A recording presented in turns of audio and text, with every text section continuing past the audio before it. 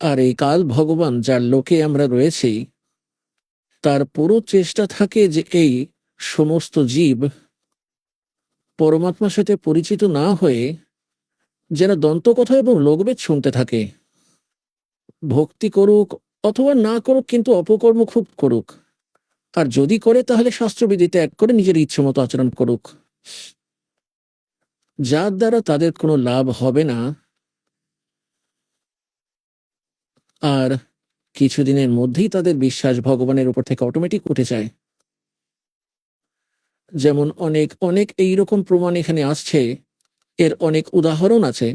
যিনি আগে অন্য সন্তের নিকট দীক্ষিত ছিলেন, সেখানে কেউ 30 বছর, কেউ 20 বছর, কেউ 40 বছর নিজের সাধনার সময় ব্যতীত করে এবং সবকিছু লুটিয়ে ঘরেও অনেক ক্ষতি করে এবং শারীরিক ক্ষতি সহ্য করেও এখানে আসছে। এখন যদি তারা এই মার্গ খুঁজে না পেত আর এখানে কোনো লাভ না হতো, তাহলে তার নাস্তিক হয়ে যেত নিশ্চিত। আর কাল এটাই চায় যে এনারা এমনই ভক্তি করুক যার দ্বারা এনাদের কোনো আধ্যাত্মিক জ্ঞান, আধ্যাত্মিক লাভ না হয়, অর্থাৎ পরমাত্মার পক্ষ থেকে কোনো লাভ যেন এনারা উপলব্ধি না করে। আর এরা কিছুদিনের মধ্যেই ভক্তি সাধনা ত্যাগ করে দেয় আর আমার জালে ফেসেই থাকুক।